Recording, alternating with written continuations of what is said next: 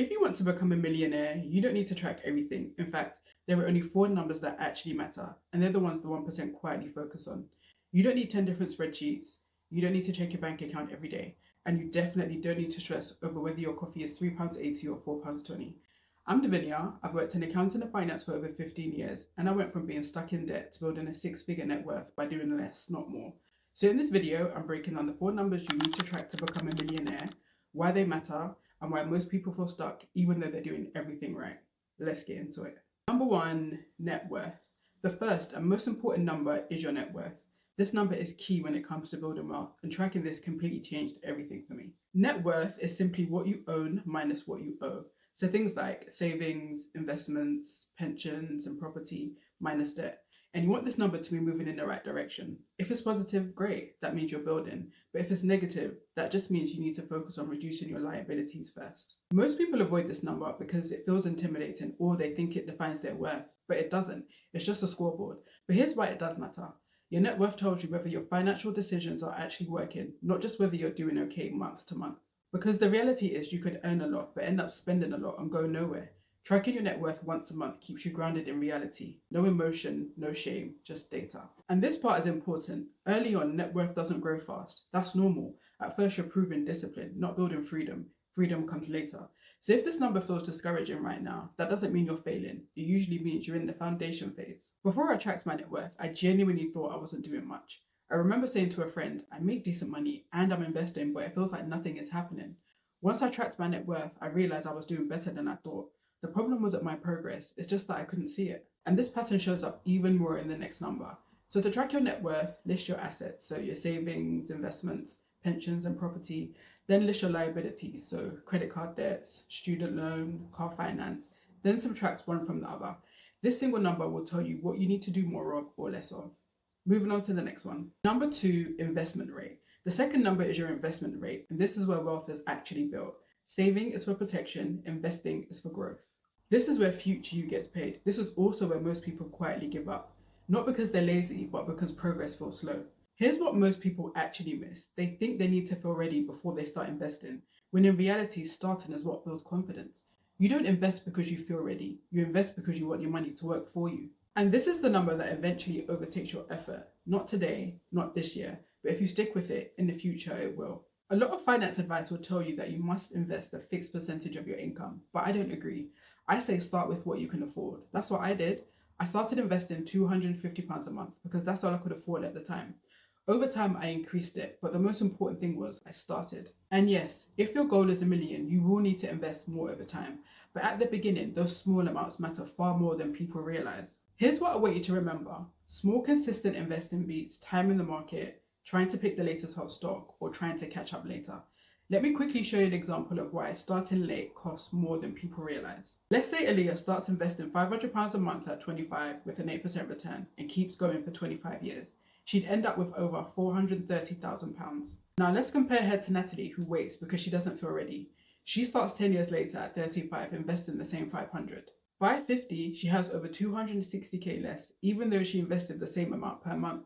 That's the cost of waiting. And if you're thinking, I've already waited too long, you haven't. If your money is being invested automatically every month, you're playing a completely different game. This is how wealth builds quietly. So don't overthink this. Check your budget, choose an amount you can afford to invest consistently every month, open a brokerage account, and start investing.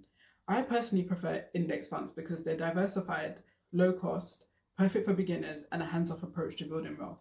I actually break this down step by step in my video about why I don't buy stocks. I'll link it somewhere here and in the description box below. Number three, spending on the big three. The third number is how much of your income goes to big expenses like housing, transport, and food. This is the one most people try to avoid talking about, not because it's complicated, but because it forces honest trade-offs.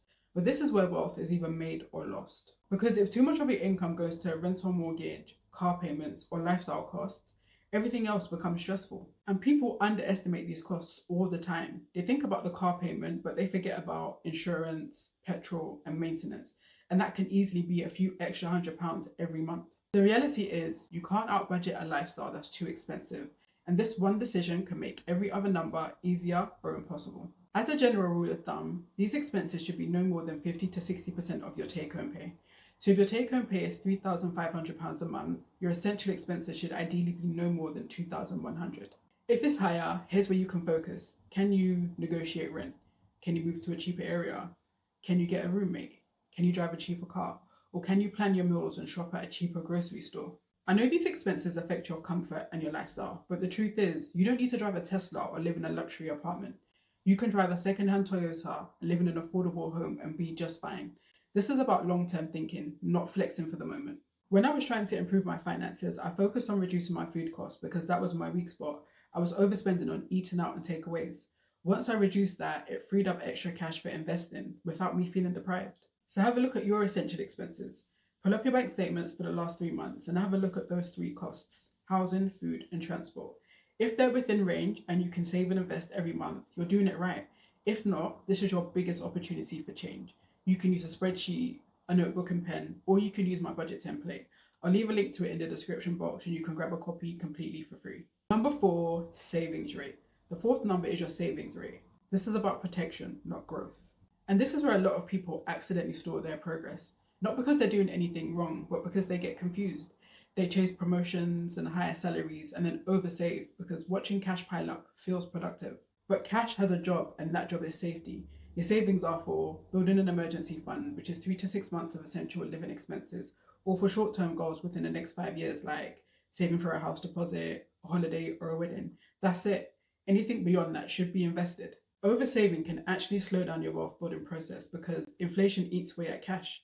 So calculate your emergency fund number, set up an automated transfer from your current account straight into a higher interest savings account.